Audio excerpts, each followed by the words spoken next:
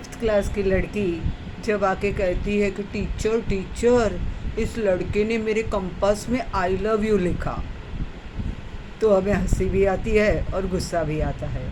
लेकिन ये जो आई लव यू है, इसकी इसकी गहराई तक जाना और इसकी सच्चाई को समझना शायद आज की जनरेशन के लिए एक चैलेंज है। सदियों से हम बहुत सारी बातें प्रेम प्यार को लेके सुनते आए हैं।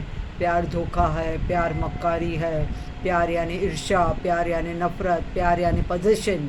हाँ, इन सब बातों को सुनते सुनते शायद प्यार की सच्चाई तक हम नहीं जा पाए हैं। लेकिन हम अगर हमारे इतिहास को देखें, हम अगर हमारे पुराणों को देखें, हम अगर हमारे धर्म शास्त्रों को देखें, तो शायद हमें प्यार के आदर्श उदाहरण मिल ही जाएंगे। जैसे हम किसी भी समाज के आदर्श स्त्री पुरुष की बात करें तो वहाँ पे एक तरफ से आती है पवित्रता और दूसरी तरफ से आता है संबंध को संभालने की सच्चाई। और ये सच्चाई किस हद तक और कहाँ होनी चाहिए, ये कौन तय करेगा? आप और मैं नहीं तय करेंगे, ये तय करेंगे वही स्त्री पुरुष जो आपस में एक दूसरे से प्यार से जुड़े हुए हैं।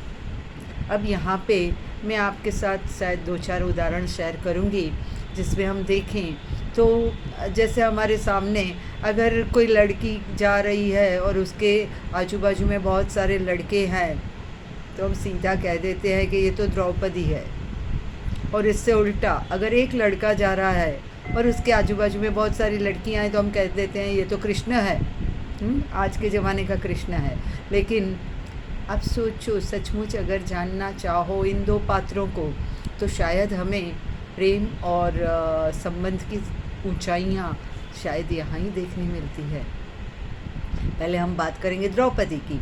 अब द्रौपदी, अब सोचो, जिसके 5 पति हों, उसको अन्य संबंधों की ज़रूरत कितनी होगी। लेकिन फिर भी उसके पास एक ऐसा दोस्त है जो और 5 पति जहाँ पे सर झुका के उसका अपमान होता सह रहे थे, देख रहे थे, तब उसी दोस्त ने आके उसका सम्मान की रक्षा की और दुनिया के सामने अच्छी दोस्ती का एक आदर्श उदाहरण हमारे सामने रखा।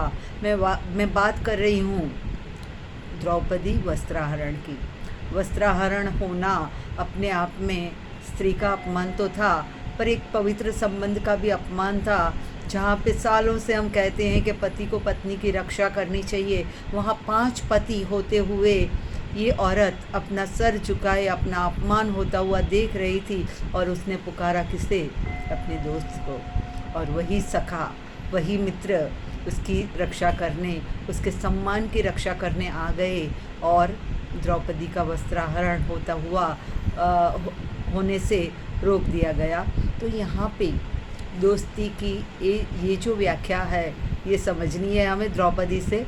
और इसके सामने हम देखें तो कृष्ण के सामने आती हुई हर एक स्त्री अपने आप में खूबसूरत बन जाती है।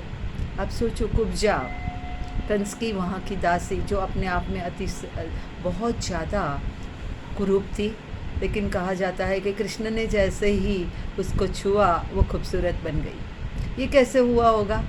थोड़ा सोचो। ये कैसे हुआ होगा? जब किसी भी स्त्री को नकारा जाता है, अपमानित किया जाता है, तब अपने आप में वो कुंठित हो जाती है और वही कुंठा उसके चेहरे पे, उसके शरीर पे दिखती है। लेकिन जब उसी स्त्री का अच्छे से सम्मान किया जाता है, उसके बारे में सही बातें, सही तारीफ़ की जाती है, तब वो कुंठा निकल जाती है और वह स्त्री सामान्य स्त्री की तरह ही महसूस करती है और तब वो सुंदर दिखती है ना। तो यहाँ पे कृष्ण ने सिर्फ कुब्जा के साथ नहीं, और भी कृष्ण के जीवन में आने वाली स्त्रियाँ जिसके बारे में उनको सबसे ज़्यादा जिस बात को मजाक का विषय बनाया जाता है, वो है 16,000 रानियाँ। अब ये 16,000 रानियाँ क्यों आई और कैसे आई? शायद आपको कहानी पता भी होगी कि कृष्ण ने राक्षस के यहाँ बंदीवान हुई स्त्रियों को बचाया, लेकिन राक्षस के घर जा चुकी स्त्रियों को पत्नी के रूप में कौन स्वीकारे? उस समाज में भी शायद ये मर्यादा थी और ये मर्यादा को निभाते हुए शायद कृष्ण ने अपने आप में एक विद्रोही कदम उठाया और इन 16,000 स्त्रियों को अपनी पत्नी का दर्जा दिया, पत्नी का मान दिया, सम्मान दिया। इसके अलावा कृष्ण के जीवन में जो आज भी हम जिसका नाम बड़े प्यार से लेते हैं, बड़ी भक्ति से लेते हैं, वो है राधा। लेकिन आप अगर पुराणों की कहानियों में देखोगे तो जब कृष्ण राधा से जुदा हुए तब तो वो बालक थे, छोटे से बालक, और राधा युवती थी। लेकिन प्यार जो है वो शायद संबंध के साथ उम्र को नहीं देखता, और इसीलिए वही राधा लोगों के हृदय में इस तरह बस गई कि हमने उसमें आदर्श कपल को, आदर्श स्त्री पुरुष को देख लिया। और आज भी राधा कृष्ण की जोड़ी भक्ति भाव से उनका वंदन किया जाता है, उनकी पूजा की जाती है। और यही कृष्ण अपने हर जगह जहाँ पे भी जाते हैं, चाहे वो गोपियाँ हो, चाहे जशोदा हो, चाहे देवकी हो, लेकिन एक बात आप समझ लीजिए कि कृष्ण का प्रेम सिर्फ स्त्रियों तक सीमित नहीं था। कृष्ण का प्रेम स्त्रियों से फैलता हुआ पूरे ज़माने से होता हुआ उसके प्रिय शिष्य अर्जुन से लेके उस ज़माने में जो भी उसके साथ थे उन सब तक वो फैला था। और सबसे ज़्यादा उस प्रेम को उसने दिखाया धरती और आकाश के संबंध को जोड़ के। कृष्ण ने ना कहा कि इंद्र की पूजा नहीं करनी है, क्योंकि बारिश को लाने वाला तो इंद्र नहीं है। इंद्र अपने आप को बारिश का देव कहता हो तब भी कृष्ण ने ना कहा, और गुस्से में आके बहुत ज़्यादा बारिश बरसा दी इंद्र ने, और कृष्ण चले गए रक्षा करने अपने गांव की। एक छोटी सी उंगली पे कृष्ण के लिए क्या नामुमकिन था, एक छोटी सी उंगली पे पूरे पहाड़ को उठा लिया। गोवर्धन पर्वत को उठाने वाले गोवर्धनधारी कृष्ण, उनको ये नाम भी मिल गया। तो ये कृष्ण जिनका प्यार प्रकृति तक बट गया था, फैल गया था, वही कृष्ण आज हम उनको अगर आदर्श माने तो हम कह सकते हैं कि प्यार ये सिर्फ कुछ हदों तक या कुछ लोगों तक सीमित नहीं होता। प्यार अपने आप में फैली हुई बात है जो धरती से आकाश तक और आसपास जहाँ भी देखें, इंसानियत का दूसरा नाम प्यार है। प्यार का दूसरा नाम इंसानियत भी कह सकते हो।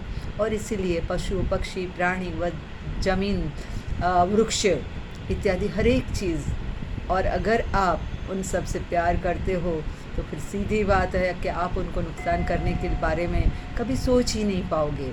तो ये जो प्यार है इसकी सीमाएं इतनी फैली हुई होनी चाहिए कि शायद ईश्वर भी अगर आकाश में से हमें देखे तो वह कह दे कि हाँ भाई, इसने हमारी बात मानी और इसने हमारी तरह, यानी कि हमने ईश्वर की तरह जीना सीख लिया। तो प्यार को बढ़ाना है, प्यार को फैलाना है और प्यार को आने वाली पीढ़ियों तक जीवित रखना है। करेंगे हम ये काम, है ना। Thank you.